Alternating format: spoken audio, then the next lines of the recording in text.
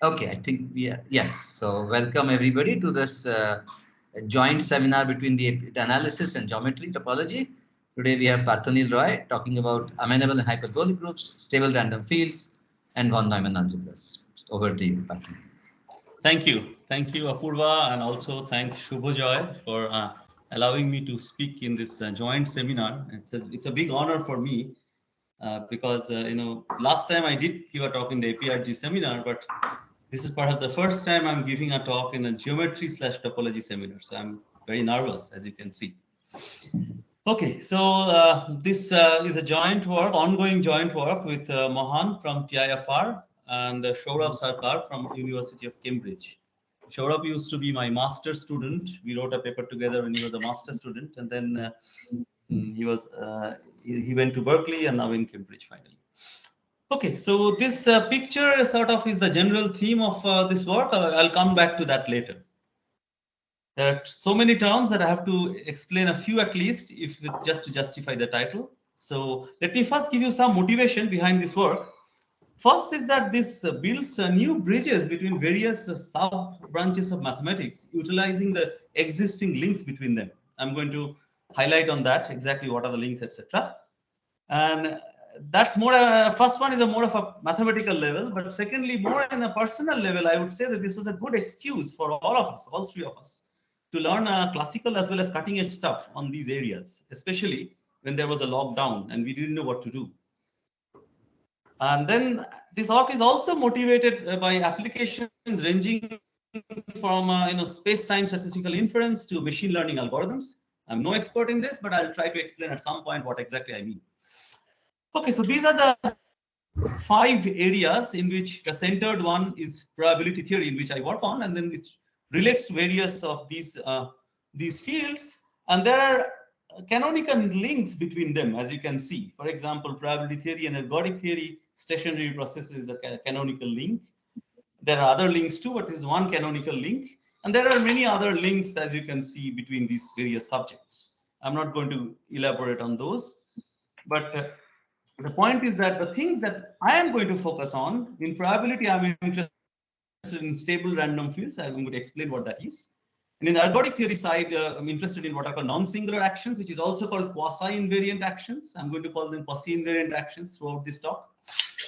And in operator algebra is the von Neumann algebras, and in the group theory side, there will be amenable groups, and also there will be some hyperbolic groups in the end, because this is also a geometry seminar. And then finally, hyperbolic geometry, there will be some Patterson-Sullivan theory in the end. Now, if you look at some of the work that I have been doing recently, so I told you that Saurabh Sarkar was my master student. His master thesis, essentially, which was supervised by me, came out in Annals of Probability. It sort of was the intersection between these 3 subjects: ergodic theory, hyperbolic geometry, and probability theory. At that time, Mohan was visiting ISI Kolkata for a semester, and then he was my next door neighbor, which helped a lot. That's where perhaps the next collaboration started, which is sort of a generalization of the Sarkar and myself paper, which is now going to appear in PTRF. Now, the connection between ergodic theory and probability theory is quite old, especially with respect to stable random fields. This is started from this work of Rosinski, which I'm going to elaborate on, and then beyond. As we will see, there are lots of results in beyond, including this, but not necessarily just this. Now, if you look at the intersection of ergodic theory, probability theory, and operator algebra, during the lockdown, I had time to study and nail down some of the things that I wanted to do, and finally finished a paper. And this is the paper that I will refer to later on. And the current work, I would say, is in the intersection of all these things. I mean, in fact, there is some hyperbolic geometry too, but at least it's the intersection of ergodic theory, operator algebra, group theory, and probability theory. So hyperbolic geometry will come towards the end. Now, these are the 2 papers that I'm going to stress on. These are, by the way, the one that is with Jayadev Atreya and Mohan. This paper I gave a talk last year in the APRG seminar. That was not a part of the geometry seminar, geometry topology seminar, but it was a part of the APRG seminar. So I told you that there are various connections. Among them, all of these connections, will be talked about today. Mostly, I'll talk about this. Okay, this will come first, the ergodic theorems at some point, and then at some point, this group measure space construction will come. which is a connection between ergodic theory and operator algebra. And then all the other orange ones will be there only in one slide. And when I say ergodic theorems, I specifically mean these two work. One is of Lindenstrauss, the Fields medalist, and also Tempelman, an extension of his work. And then when I say group measure space construction, is basically this classical work of Murray and von Neumann. Okay, so I'll have to start with the probability side, which is the stable random field. So let me see. Is that a question? Okay, so sorry. Yeah, so there was some noise. So I'll first start with stable random fields, but since I'm in an audience where not everybody is a probabilist, let me just tell you that random variables for me are just real valued random variables. All of them will be defined on a common probability space, which is my favorite probability space, omega fp, which sort of God gives me, and then I keep it on one corner of every slide. It's not visible, but it's always there. Whenever I say random variable, there's an omega, and then all of them, all the random variables are measurable maps from omega to R. When R, you take the Borel sigma field, and on omega, you take the F sigma field. So it's F Borel measurable map from omega to R. Now, such a random variable, namely a map from omega to R, is said to follow symmetric alpha stable, which I'll shorthand as S alpha S distribution, where alpha is a parameter between 0 and 2. 0 is not inclusive, 2 is. And there is another parameter. Alpha is one parameter, and there is another parameter called scale parameter, which is strictly positive. And we'll denote this by X follows S alpha S sigma if the Fourier transform of the random variable X, which are also in probability, we call it a characteristic function, but it's just a Fourier transform of the random variable X with respect to this measure P, is thus of this form. Now we'll immediately say, will it exist? The answer is yes. I won't be able to prove to you, but it does exist. First thing that I can tell you immediately is that since on the left-hand side, we take a random variable, which is complex valued, it's not necessarily real valued, right? But after expectation, it becomes real valued. There is no I here. So in particular, it shows that X and minus X has the same distributions. So X, the distribution of X is symmetric around 0. That's why it's symmetric alpha stable. One particular case that we all know is the sigma alpha equal to 2 case. It's the Gaussian distribution. It's normal 0, but sigma square by 2, I think. Anyway, does it maybe 2 sigma square? Okay, but doesn't matter. It's just Gaussian with a certain sigma. Alpha equal to 1 corresponds to what is known as the Cauchy distribution. And these are the only two known families in this whole family. Among them, I'm going to throw away one. I'm going to assume that alpha is strictly between 0 and 2. Okay. Just want to tell you that they arise naturally as scaling derivative of IID symmetric random variables. You all know that if the random variables, say symmetric random variables, they are IID and they have finite variance, then scaling limit is the Gaussian distribution, namely a normal distribution. That's one of them, of course. But then if they don't have finite variance, then under some extra assumption, you can show that the limit is one of these guys. Okay, and these are the all possible limits of such things that also can be shown. Okay, and some necessary sufficient condition for convergence in distribution can also be proved, and I'm not going to talk about all those. Now the point is, since I'm going to assume that alpha is strictly between 0 and 2, X is going to be non-Gaussian. And there are two reasons here. One is probabilistic. The tail of Gaussian distribution is exponential tail, whereas the tail of this symmetric alpha stable distribution is power law tail. So therefore, there is a probabilistic difference between the two. And there is also an analytic reason. In analysis, if you look at L2, that's a Hilbert space. And if you look at L alpha, when alpha is between 0 to 2, it's not always even a Banach space. If alpha is between 1 and 2, 1 inclusive, it's a Banach space at least. But if alpha is between 0 and 1, it's not even a Banach space. So there is a different geometry or different analysis for L alpha whenever alpha is strictly less than 2 compared to L2. In particular, the L alpha spaces where alpha is strictly between 0 and 2 is very rigid. And that actually helps us. I'll tell you where. Okay. So there are two reasons. One, probabilistic. Gaussian is very different probabilistically. Secondly, analytically, the L alpha spaces are very different than L2 spaces. That's why I'm going to assume that this is non-Gaussian. All the things that we do For Gaussian, there are different techniques. So there is no reason why I should assume that alpha is equal to 2. Okay, so what are random fields? See, in general, random fields means a collection of random variables indexed by some high dimensional set. Now, the high dimensional set can be ZD, it can be RD, it can be a manifold. In our talk, it's going to be a countable group. Okay, even though I honestly think many of the things that we have done perhaps has extensions to locally compact second countable groups, but that needs to be explored. Okay, so our G is going to be a countably infinite. Infinite is very important. Possibly non-commutative group with identity element E. A collection of random variables indexed by this group is called a symmetric alpha stable random field if any linear combination of those guys is symmetric alpha stable. Now note that these random variables themselves are real valued. They are all mapped from omega to R. So therefore, the coefficients for linear combinations are also real. So it's not surprising that they're all real. Okay, fine. So then the scale parameter, of course, of each S alpha S will depend on C1, C2, Ck. Perhaps in the next slide, I'm going to describe the scale parameter for each linear combination. And once I do that, this will uniquely specify the joint distribution or joint law of this random field. Okay, so I'm going to do that soon. So this is called the Quell's representation. But before that, is the definition clear? So it's a collection of random variables. So for each element in a countable group G, I have a random variable. So I have countably many random variables. Now you would say Y group, it can be any set. Y group will come soon. You will see Y group. Okay.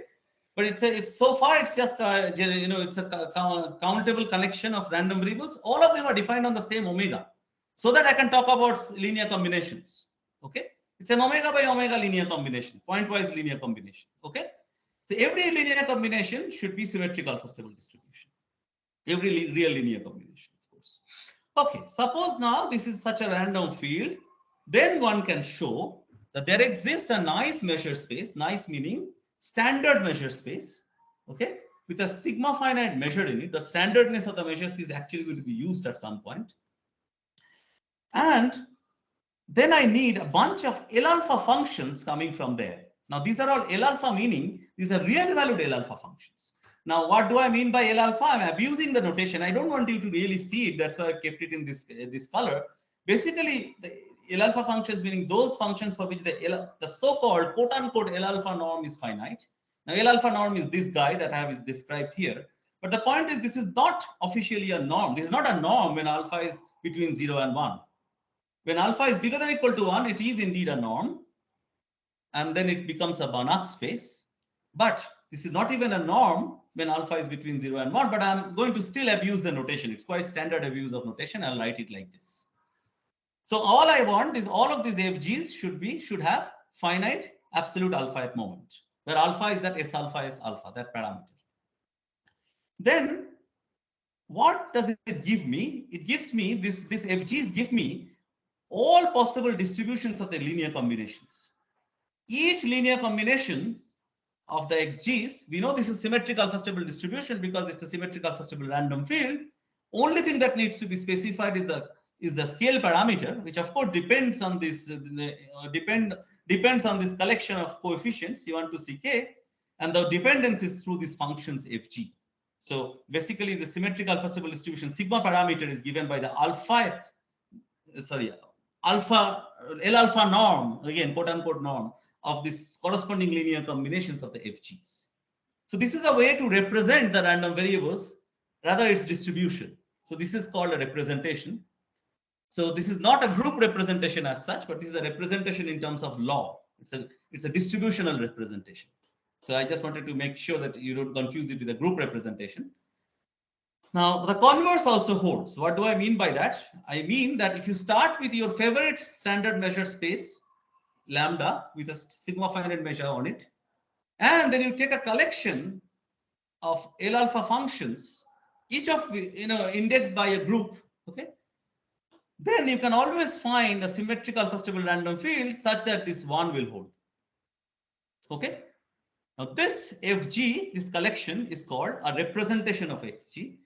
instead of representation, people also call it spectral representation because there is some spectral theory that comes in somewhere. And also, instead of spectral, people also call it an integral representation. But the point is, Parthanil, I had a question. Sure. Yeah, sure. I missed where does the group come into this rather than Not just yet, a countable set? Not so yet. far good. this is just so G far, there is no just group. a countable set. Exactly. As a very good observation. This must be Siddhartha. Yeah. Yeah, I could hear your voice. I could recognize your voice.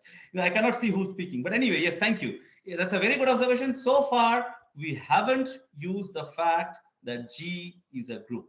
So far, whatever I said is true for any countable subset of G.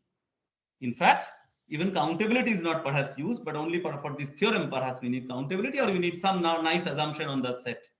Okay. But the point is, now we'll use the fact that it is indeed a group. Now we are going to define stationarity, and that's where the group property will be first used. Very good question, timely also. We say that this random field, S alpha as random field, is left stationary if for every H in group, if you shift the parameter by H with left translation, the distribution remains unchanged. Now, this is a very formal way of writing things. What exactly do I mean by that? So I mean that for every G1, G2, Gk in G and H in G, and for every Borel subset B of Rk, if I look at the joint distribution or joint law of XHG1, XHG2 up to XHGk, it's same as the joint law of XG1, XG2 up to XGk. Okay? For every Borel set B, this is true, so the joint distributions are the same. In particular, by taking just K to be 1, we see that all the XGs have the same distribution. They all have the same distribution. But the point is they may be dependent. So this is a way to say that you have a bunch of possibly dependent but identically distributed random variables indexed by G. It's way more than identically distributed. Any pair you take will be identically distributed to the corresponding pair when you shift, etc., etc. So in other words, the law of a left stationary S alpha as random field is invariant under the left translation action of this on its indices. So there is a measure preserving action somewhere. I'll tell you exactly where later, but that's there. Now the point is this invariant G action, when you see it at the level of spectral representations that I just described, this gives rise to what are called quasi-invariant actions. Before I move on, is there any question on the definition of stationarity, which perhaps first time uses the group structure in this talk, as Siddhartha rightly observed? Okay. Okay. Now, what is a quasi-invariant group action? Suppose your group is acting on. So you remember that all of these guys were defined on some standard measured space. Remember, this was not the omega FP that we started with, where all the random variables are defined. This is a different space, and this is possibly a non-finite measure, not necessarily a finite measure. It's a sigma finite measure, but not necessarily a finite measure. So now I'm going to tell you what is a quasi-invariant action on a sigma finite measure space. So this G is acting on lambda measurably. So that means each map is measurable. Each map phi G x going to G inverse dot x is measurable. But now why I take G inverse but not G dot x? That's because we are working with left stationarity. By the way, from now on, I'll just say stationary to mean left stationary. Whatever I do for non-commutative groups as a parallel to right stationarity, and they are not necessarily the same theory, but there will be counterparts. Okay, that we have to fix something, so we fixed left stationarity. And of course, for commutative groups, they are the same concepts. Now, since we are working with left stationarity, we'll take phi G to be G inverse dot x. We'll see why. Okay. Now, G action is called invariant if it's pullover, or if it's pushover, rather G star mu is equal to mu as a measure. Okay. Quasi-invariant means it may not be equal as measures, but it preserves the null sets. So it doesn't preserve the measure, but preserves the measure class. Such a thing is called, such an action, such a measurable G action is called either non-singular or quasi-invariant. And obviously, an invariant action or a measure preserving action is obviously quasi-invariant or non-singular, but the converse is not true.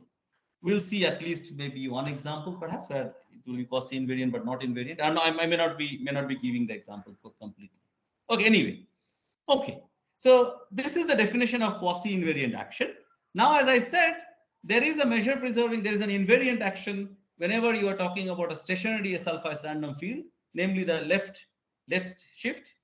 And that invariant action, when it's seen at the integral representation level, gives you a quasi-invariant action. And that is exactly what you see here. So a stationary S alpha is random field admits a representation of this form, where essentially, if you think of it, forget about this Radon-Nikodym derivative. If you just look at this guy, forget it is plus minus 1 also. This is basically saying that all the FGs are essentially given by one map, FE, the map corresponding to the identity element, up to a non-singular G action on this space of lambda. Okay.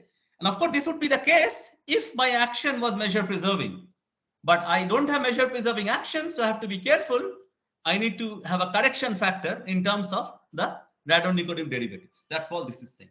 And this is an integral representation of the stationary symmetric alpha stable random field. Now there is a plus minus 1, and I'm sort of hiding it from you or using a very light color.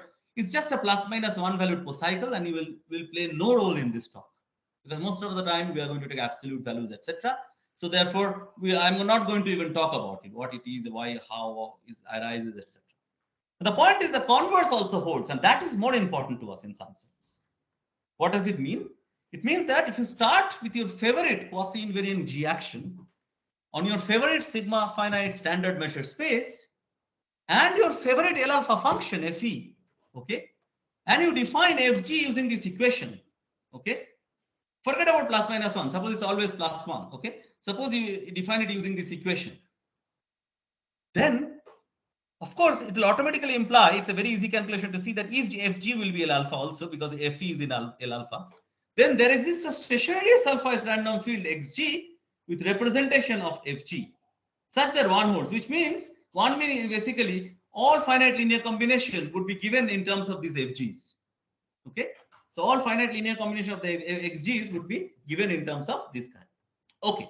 Now I had said beyond Rosinski, and this is what I meant, various probabilistic facets of stable random field has been linked to the various ergodic theoretic properties of the underlying non-singular or quasi-invariant action. So non-singular and quasi-invariant I'm going to use in an interchangeable way.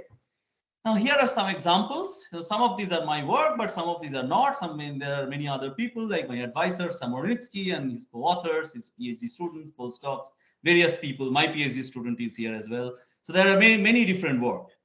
And the point of this talk, or rather this work, is the carrying this link forward to geometric group theory, more specifically hyperbolic groups and amenable groups, and also operator algebras, more specifically von Neumann algebras. Anyway, so I'm going to come to those later. Mostly it's going to be of amenable groups. Towards the end, I'll talk about a bit of von Neumann algebras, and last slide will be hyperbolic groups. Okay, so here is the summary picture of the previous slide. If you look at the previous slide and the bunch of work, as I said, Rosinski and beyond.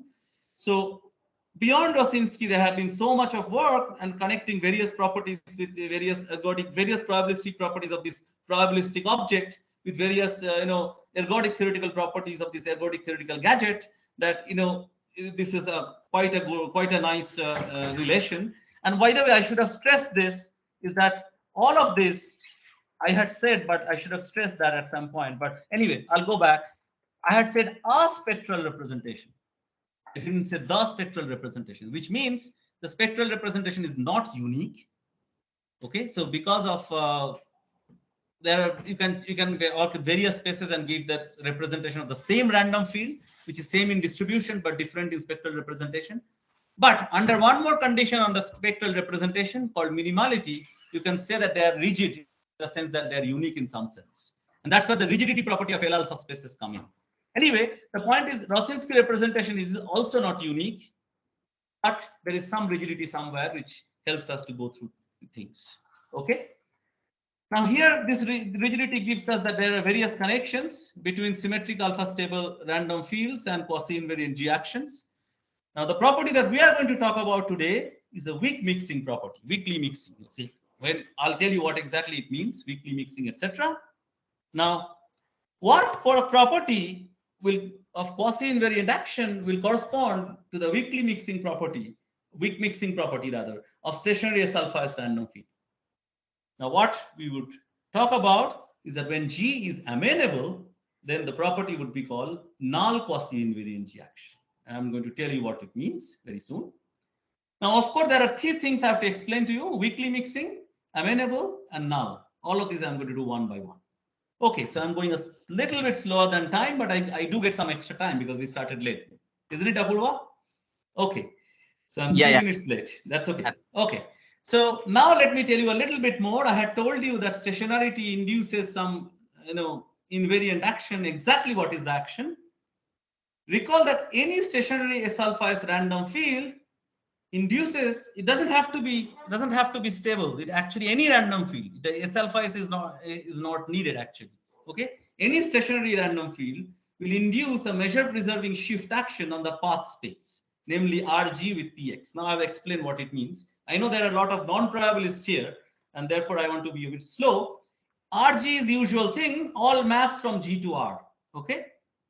Now what would be a prototypical Borel cylinder subset of RG? It will look like you fix a few coordinates, G1 to GK, okay, from the group, and then those coordinates should be restricted to B1, B2 up to BK respectively, and all the other ones are unrestricted. So that's a typical prototypical cylinder subset of R power G.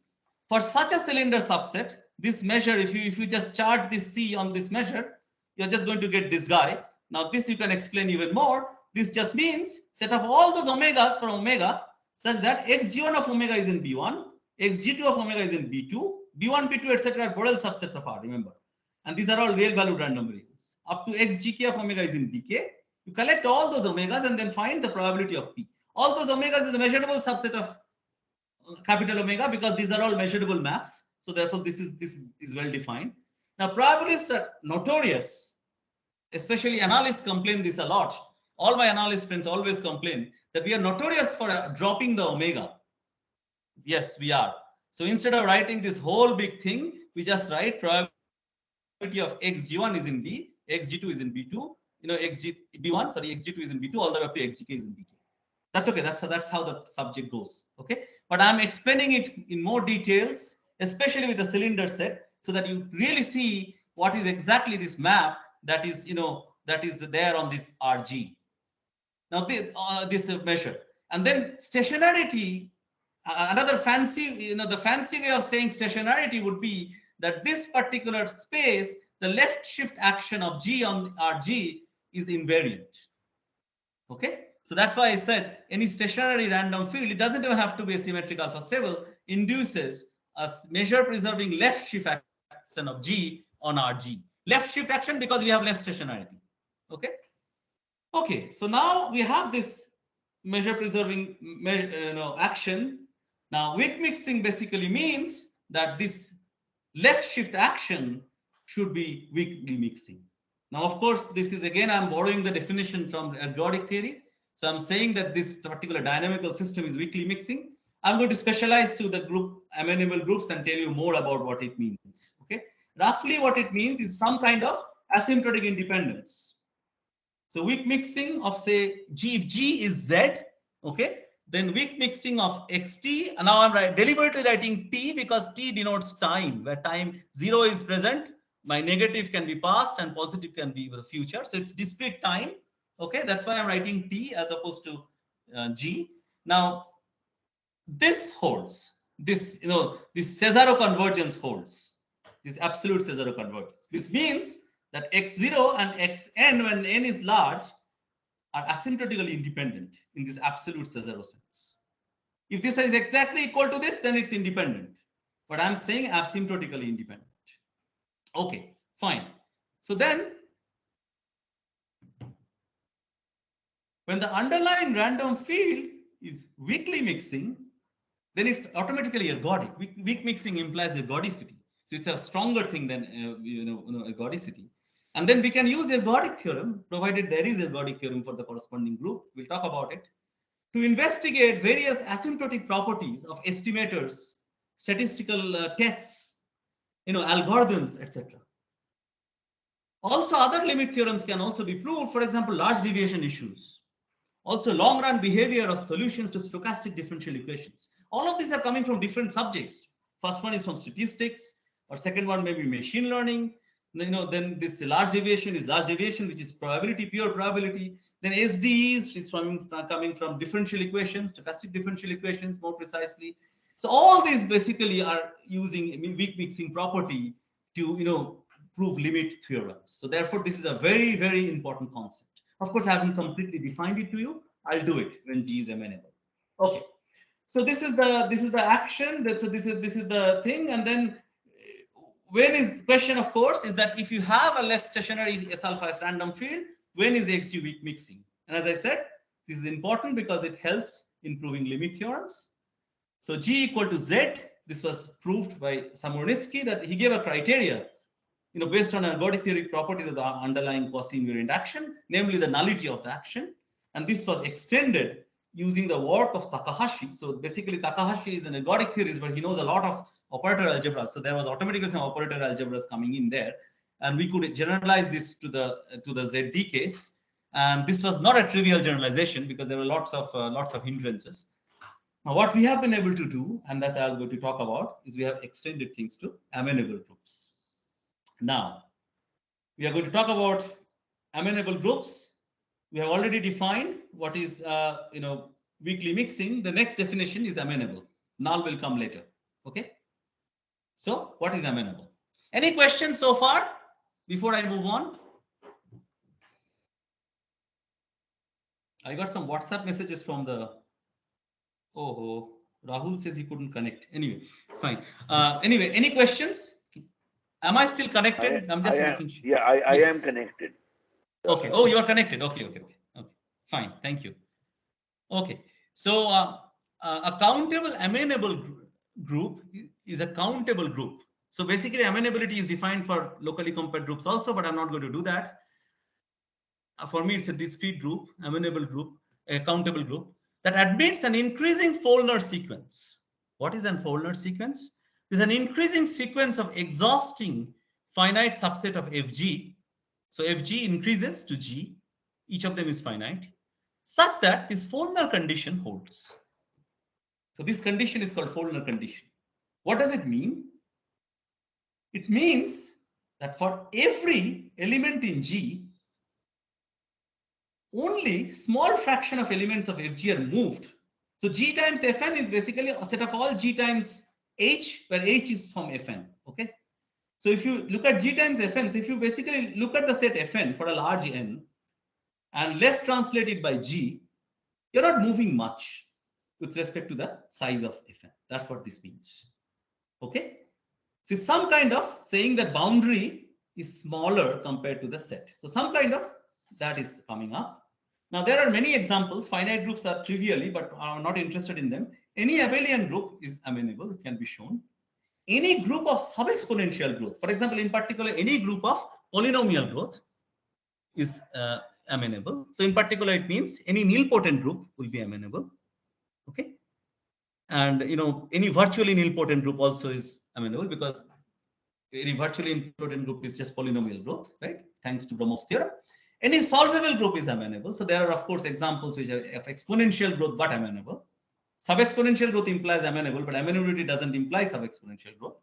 In particular, there are these intermediate growth group, Rigidity group, and various other groups, automaton groups. They're all amenable. Lamplighter groups, another set of examples, very important in probability, that produces lots of good counterexamples in probability.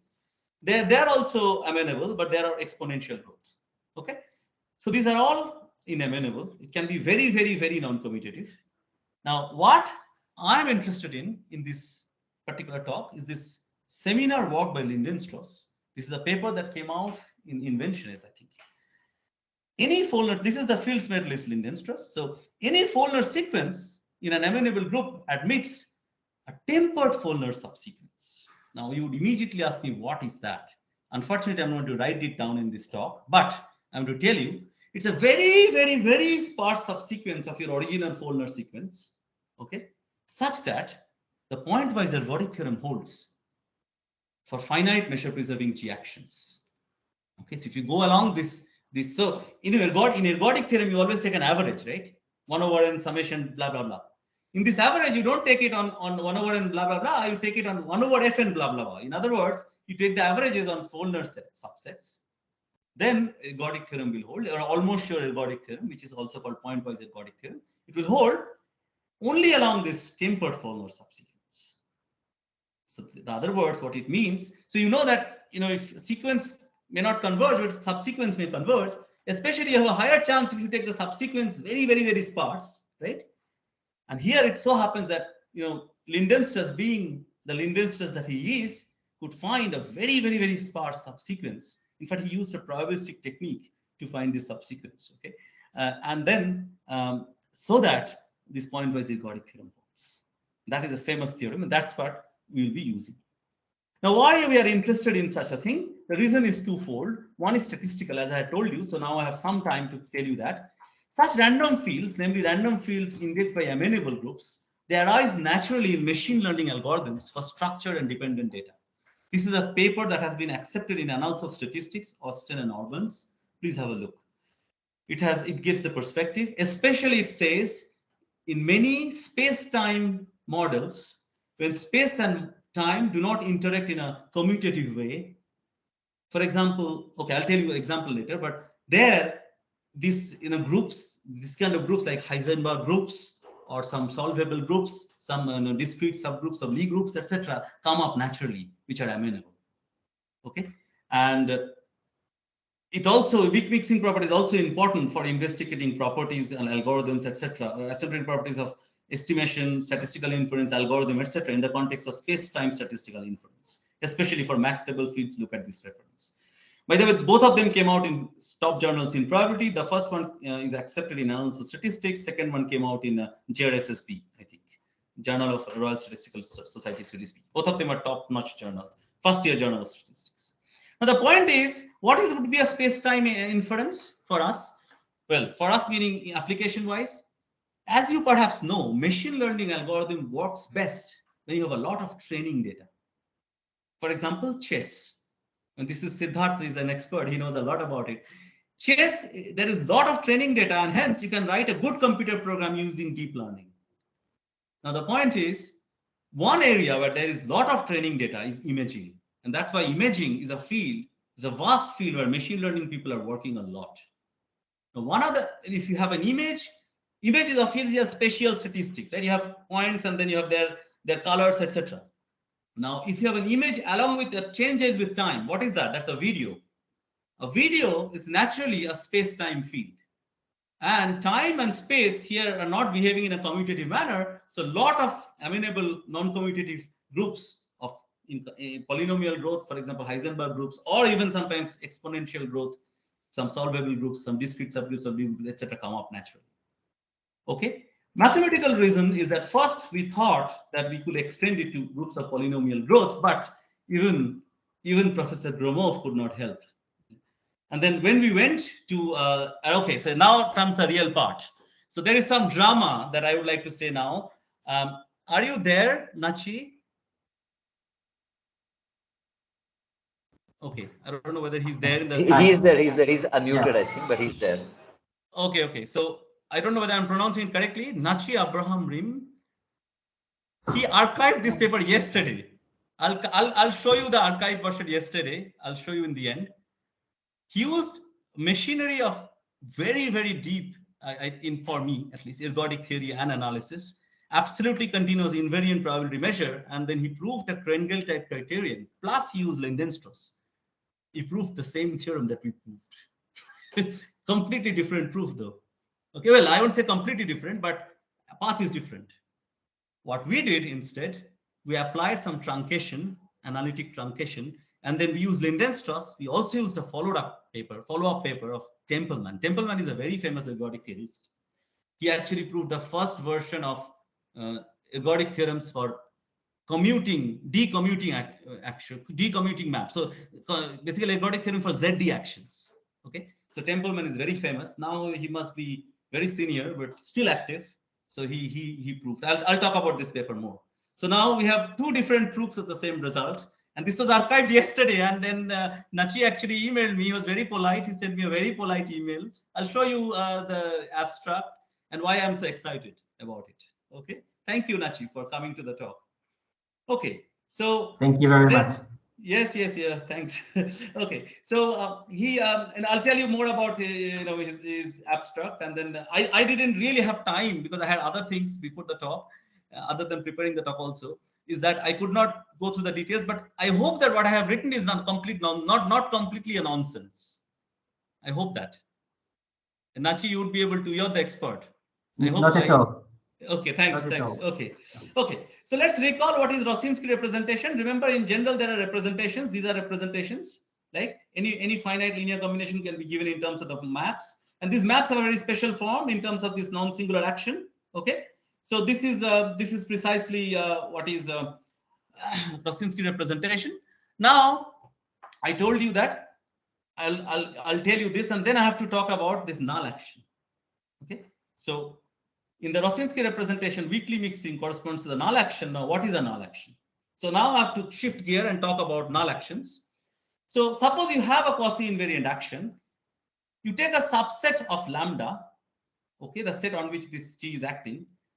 You call it weakly wandering if there is a countably infinite subset of G such that the corresponding translates are pairwise disjoint.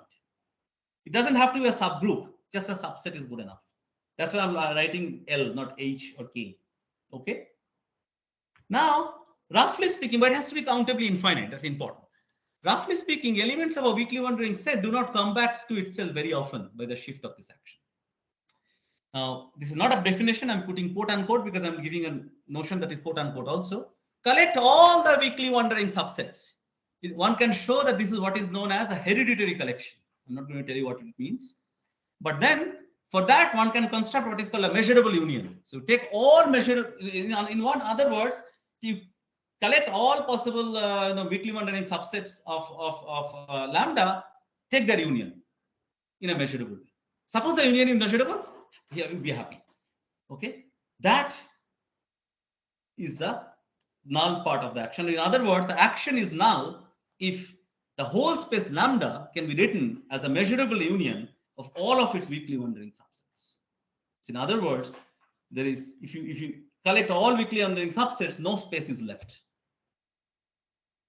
Intuitively speaking, a null action does not come back very often because it consists of only weakly wandering sets in some sense. Okay. Now, heuristics is that because the action is not coming back very often, it introduces less dependence. In other words, we have weaker dependence, what is asymptotic independence, and this manifests itself as in the form of weakly mixing in our theory. We have only been able to prove it when G is amenable, and I at least believe that it is true beyond that. I don't know what Nachi feels, but and I hope that someday Nachi, I, and our co-authors, we all can work on it together and do it for other groups. Okay. Anyway, so let me quickly now tell you what is weakly mixing for amenable groups. I'm running a little slow, so look at this guy. Remember this, our friend. So you are basically looking at x G1 up to Gk and then shifting it.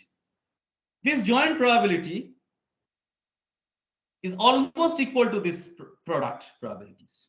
Remember, this probability, if you had just marginal probability of this is equal to the probability of this. Here I don't have to write H because of stationarity. Now I'm saying that things are almost independent in this absolute Cesaro sense. And this is equivalent to weakly mixing on the countable amenable group. Only thing is that this absolute Cesaro sum has to be taken on a Følner sequence. Okay. Now I forgot to give the reference for this result. I'll try to write it down and then send it to Apurva so that he can share the slides. Okay. Now we will choose the Følner sequence. Følner sequence can be chosen to be anything, but we'll choose to be our favorite one, namely increasing and tempered. Increasing is okay. Increasing, you can always, without loss of unity, assume the Følner sequence is increasing. Tempered is the real one. And tempered means that we can apply the ergodic theorem, and increasingness of the sequence will give us analytic advantage, whereas the tempered will give us the ergodic theorem for free. Well, not for free, via Lindenstrauss. Okay, so here is our main result, which has also been proved by Nachi Abraham Rim. So it says that if you have a countable infinite amenable group, a random field X is, stationary sulfide random field X is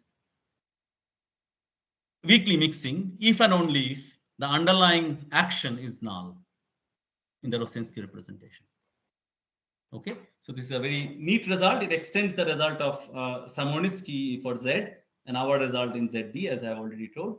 And Abraham Rim has given an alternative proof, which just came yesterday. I mean, such drama, right? Maths is really exciting, also because it's dramatic. Now, just to tell you that whatever Nachi has done, and also what we have done, is not completely vacuous or not completely only true for Z or ZD. There are very nice natural null actions on Z and ZD. If you look at our paper or Gena's paper, their examples are there. But other than that, if you look at Heisenberg groups, the most canonical actions of Heisenberg groups are actually null. I am not going to tell you what they are. Importantly, suppose you take a group which is amenable, but it has a non-trivial Furstenberg boundary. There exist such groups. Example is Lamplighter group. Okay. Now, Lamplighter group on ZD with D bigger than or equal to 3. By the way, this work of Anna Eschler, she proved it for D bigger than or equal to 5. And then Lyons and Perez, this came out in Helvetica. And Lyons and Perez paper, which came out in James, they proved it for D bigger than or equal to 3 using more probabilistic techniques, I would say. This was more ergodic theoretic. The second one was more probabilistic. Now, they proved that the boundary action, they didn't prove the boundary action is null. They just proved that this Furstenberg-Poisson boundary, whatever that is non-trivial. And then the boundary action is null. There are, of course, many solvable groups like suitable discrete subgroups of Lie groups, which could be exponential growth, but they admit many natural null actions. So whatever we have done, both Nachi and my co-authors and myself, is not completely vacuous. There are many examples. And these are also important in statistics. Many of these groups come up naturally. If you look at that Orston or Arnbin's paper, you'll see that they especially Heisenberg group and very discrete subgroups of Lie group, they come up naturally as the right indexing group. Okay. Now, how do we prove this result? So I don't have too much time. I have like 10 minutes. So I have to tell you. So the main obstacle that Nachi has faced, and we have also faced, is the unavailability of pointwise ergodic theorem for quasi-invariant actions. Now, quasi-invariant action can be, it's not measure preserving, not necessarily measure preserving, and the measure that is there is possibly sigma finite. The way Nachi dealt with it, he looked at this theory. Okay, I told you here, I think. He used this almost invariant, absolutely continuous measure to go to a probability measure in some sense, roughly speaking. And then he used a Krengel type criterion. So that's a very deep analysis there. Analysis plus ergodic theory. He's an expert of that. He's a fine analyst, as I can see. And then what we did is we are not analysts as good as Nachi. So we tried to use more probabilistic kind of techniques. So we first looked at Lindenstrauss. We thought we are done, but no, we were not done because there are two problems. The measure was finite for Lindenstrauss and it was measure preserving. Interestingly, Professor Tempelman helped us a lot. He observed. So by the way, if you are a graduate student, I don't know whether it's a PhD student or a postdoc is present here. What is a standard textbookish way of proving Birkhoff's ergodic theorem? Anybody remembers? It's written here in this slide. First, you prove a maximal ergodic theorem, then you prove the ergodic theorem. By the way, ergodic theorem is a strong law of large numbers for probabilities. How do you prove strong law of large numbers? You prove a maximal inequality, a la Kolmogorov. Using Kolmogorov's maximal inequality, you prove SLLM. So maximality has to be used somewhere, okay? Unless you are as smart as Doob and use Martingale convergence theorem. That's different. Otherwise, maximal ergodic theorem is the way to prove ergodic theorems. Well, one of the ways at least.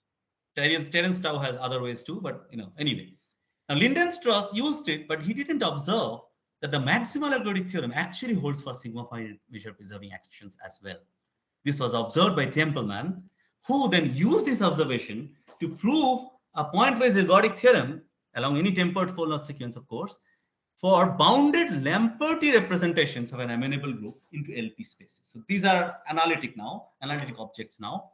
Now P was bigger than 1, P equal to 1. If he could do it for P equal to 1, then everything would be done. But the point is he could only do it for P bigger than 1. Okay. But then that's good enough for us. I won't say only, I would say it's a fantastic paper. It's Tempelman. It's a paper that came in Proceedings of American Mathematical Society, but it just shows that that journal is actually a very good one. It's a very, very nice paper. So the main observation was that the maximal ergodic theorem can be done for sigma finite measures also, but action has to be measure preserving. Okay. And then you can do it for Lamperti representations, which are group representations essentially into LP. Now then we apply this result, but as I said, if L1 we would have been done, since it's LP, we have to do some approximation arguments, truncation argument. Okay. That I'll tell you a little bit more later, but then that we can do for sigma finite measure preserving case. Now from measure preserving, how do you go to non-singular? You go via this Maharam extension or Maharam skew-product. So this finiteness problem is resolved in this red part, and this measure preserving thing, this violet thing is resolved in this violet part. This is a broad idea of the proof. Okay. Now I'll be a little bit more, I'll say about the proof. So remember there was something called a Rosinski representation. Now need to show due to an extension of Gross. By the way, this extension of Gross was also needed by Nachi. You have to show that something goes to 0. Let's not worry too much about what we have to show that goes to 0, but you have to show that something goes to 0, where this is the Rosinski representation. Remember Rosinski representation, all the maps FGs are given by one map FE corresponds to the identity element. Now, interesting observation is that first, you can do it when mu is a finite measure. That's not too difficult because any sigma finite measure is equivalent to a finite measure. So it's just a measure theoretic fact. Using that, you don't need truncation argument for the first one, honestly. It's very easy. You can show, it's enough to show 5, this equation, when mu is a finite measure. Then we could show that it's enough to show when this function FE is bounded in absolute value, of course. And then finally, we need the absolute, this Radon-Nikodym derivatives, these guys here, they should be uniformly bounded away from 0 and above also, and infinity. Okay, so it should be uniformly bounded below, away from 0, and bounded above from infinity. Okay, so uniformly meaning there should be one M such that all of these omega g's are between M inverse, 1 over M and M, where M is some positive integer, big positive integer. Now finally, we established using, in this special case, after truncation, it's enough to do it in this special case. In this special case, we do it using Tempelman's work. Now, since things are bounded, we can LP can be, whatever is LP is also in L1, etc. Whatever is L1 is also in LP, sorry. And that can be used. So we can use Tempelman. And then going from measure preserving, as I said, from going from measure preserving to a non-singular, we need Maharam skew-product, which essentially gives you this. This is the Maharam skew-product, if you know it. So if G is acting on lambda in a non-singular way, this guy, if you just extend it by 0 infinity with a Lebesgue measure along with, this map, this action is a group action. It's a non-singular group action. It's actually a measure preserving group action. So going from a non-singular group action, you can go to a measure preserving group action. So what we do is we now show using this, the fact that the only problem that can happen here, as you can see, you're dividing by the Radon-Nikodym derivatives, so things can go wrong. But we could show that Radon-Nikodym derivatives are bounded away. We can, without loss of it, we can assume that they're bounded away from 0, and also they're bounded above. That helps us to prove this result. So this is the broad idea of the proof. And I think the rest of it is just, I'm like 9 minutes late, 11 minutes late, so I won't go too much. I'll just show you this picture, and I'll stop there more or less. Okay, I won't stop. I'll just go on. Sorry.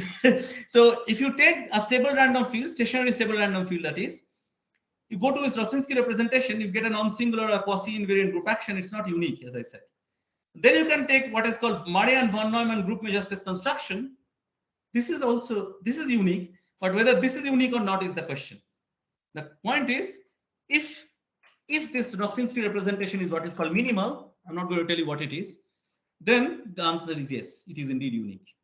In other words, if you do if I have a representation and say Professor Rosinski has another representation, both are Rosinski representations, but then both of us construct this von Neumann algebra. By the way, this is a von Neumann algebra, group measure space construction. Then my von Neumann algebra will be isomorphic as von Neumann algebra with the Rosinski's von Neumann algebra. So that's what it says. The question is, if this becomes an invariant, then is it useful? And the answer is yes, provided G is amenable. Thanks to Nachi's result and our result. What do we get? We have this invariant, which we are now calling minimal group measure space construction. Now, question is, how much does this invariant remember the random field? What do I mean by that? I mean, if you have two stationary S alpha as random fields, not necessarily indexed by the same group, okay? They have isomorphic minimal group measure space constructions. It can happen, right? It's some abstract construction, some invariant. If they have isomorphic invariant, will they have similar probabilistic properties? Okay, so this is what I mean by how much this invariant remembers the random field. Now, this parallels the theory of W star rigidity. This is a term that was coined by no one other than Sorin Popa, who is a very famous operator algebraist. You look at the survey paper of Adrian Iona. This was the ICM proceedings paper. You may also see the ICM 2018 lecture of Adrian Iona from YouTube. This is one of the things that we did, at least I did during the lockdown, to listen to many YouTube lectures. I had the time. So Adrian Iona's lecture is superb, just fantastic. And I learned a lot, and I could even use it.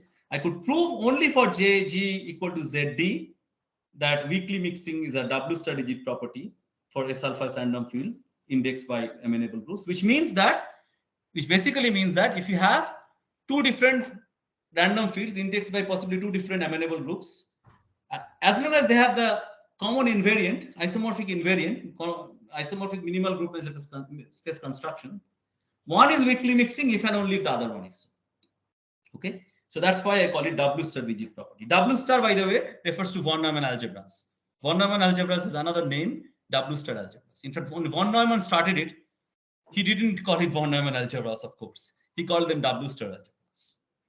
Anyway, it also has connections to orbit equivalence, which I am quickly going to tell you. So if two such random fields, not necessarily indexed by the same group, are orbit equivalent. What is orbit equivalence? It just means that you have a map, 1-to-1 onto map, such that the orbits are going to orbits.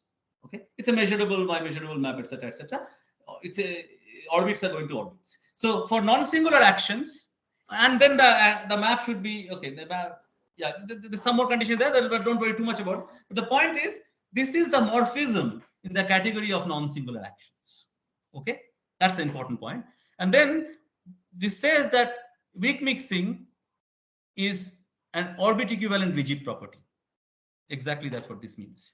Now, this is very important because there's a seminal result of Alan Kohn, Jacob Følner, and Benji Weiss that states that any quasi-invariant action of an amenable group, even more generally an amenable action is, okay, I'll tell you later, is orbit equivalent to some quasi-invariant Z action.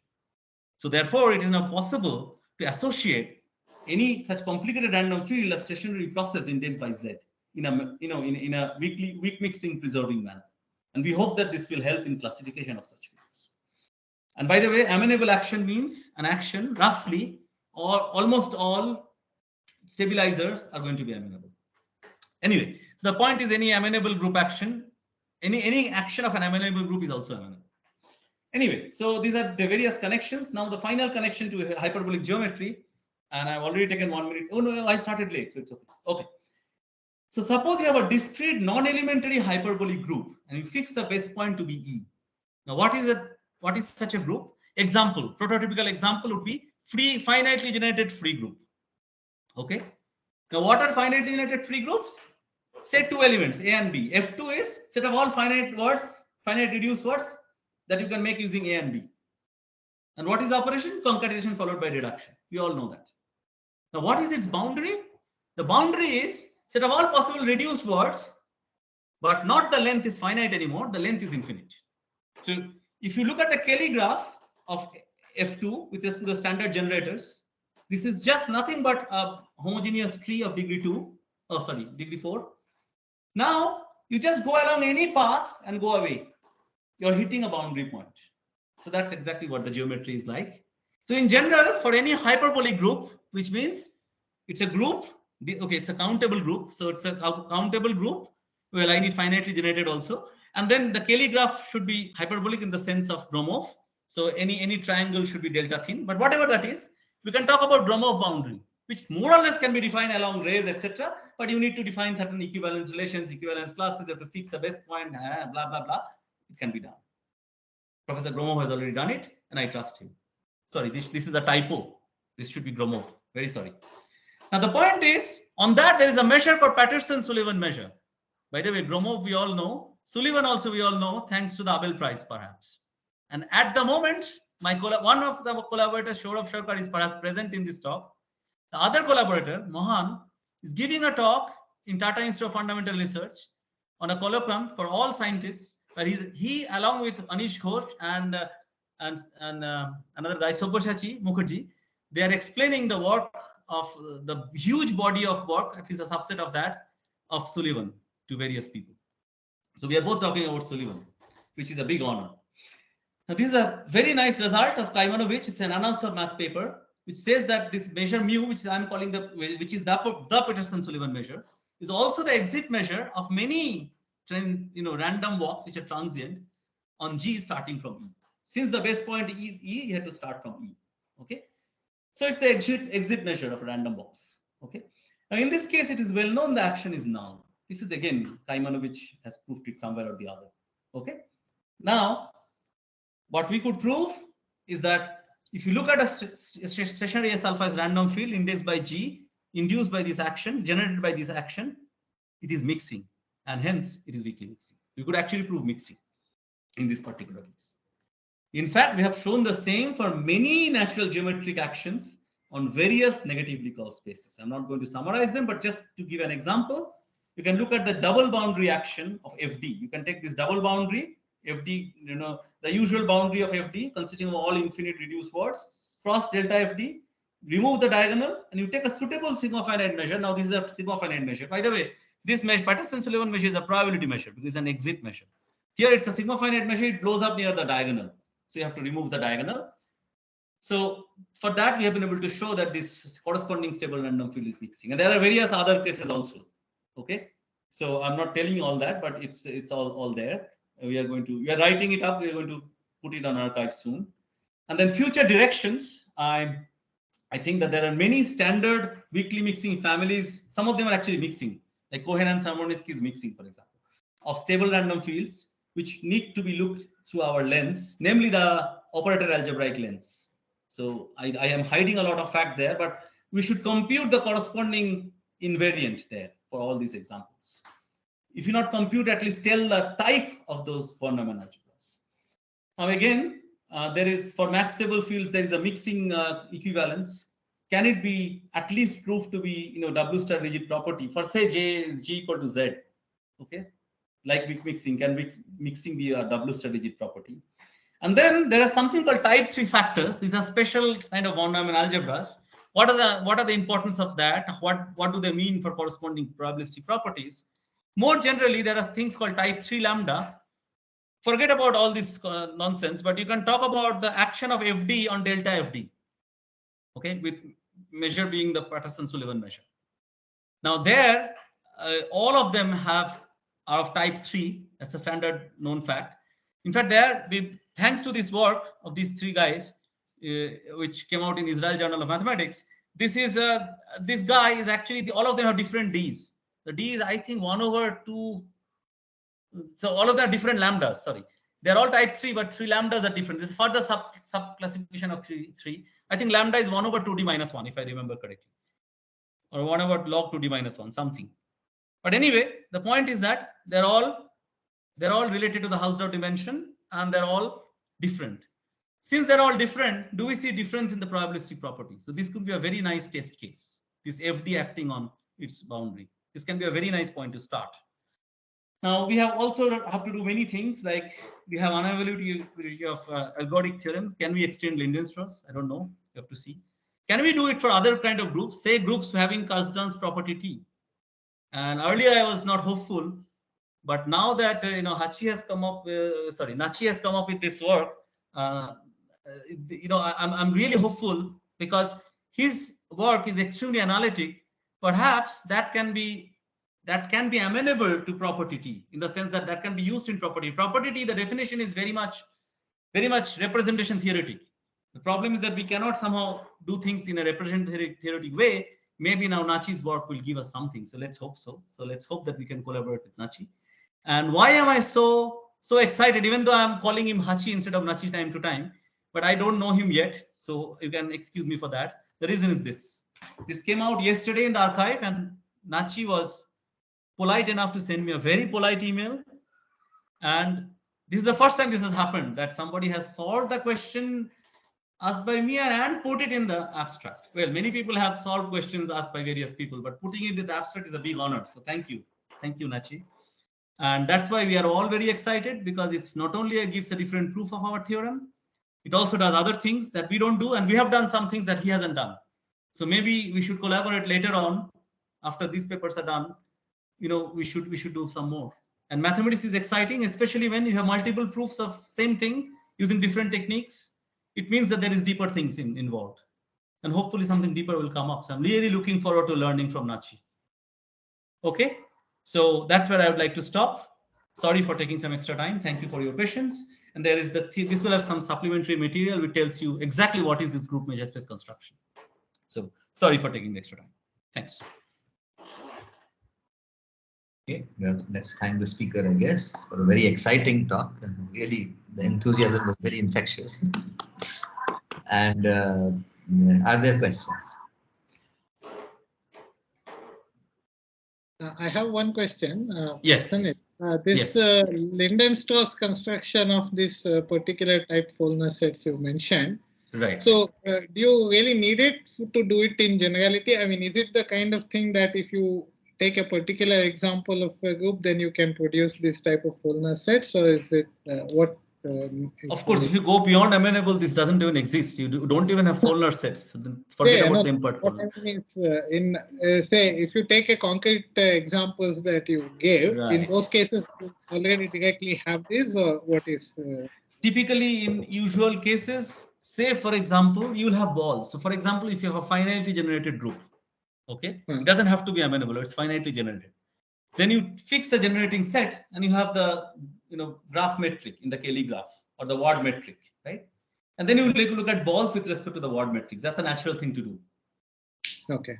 Okay, and then you know that if you have two different generating sets, the balls are not too far from each other. They have quasi isometry, etc., etc. Gromov has proved enough number of things. So that's okay. You fix your favorite generating set and work with it. That's enough. Or you define some other natural metric, quote unquote. For example, in Heisenberg groups, there are natural metrics, and try to prove ergodic theorems with respect to those natural metrics. I didn't mention this, but Jarrett proved such a thing for Heisenberg groups. Okay, so for non-singular actions.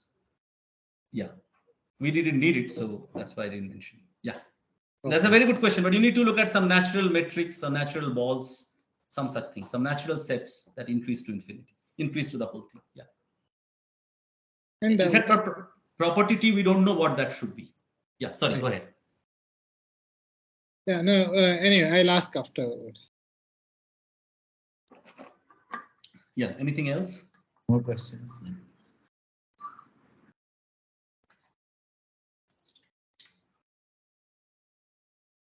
Okay, if not, let's thank the speaker again. And thanks for asking the questions in between also. So thanks. Yeah. 1 second. Okay, so I'll just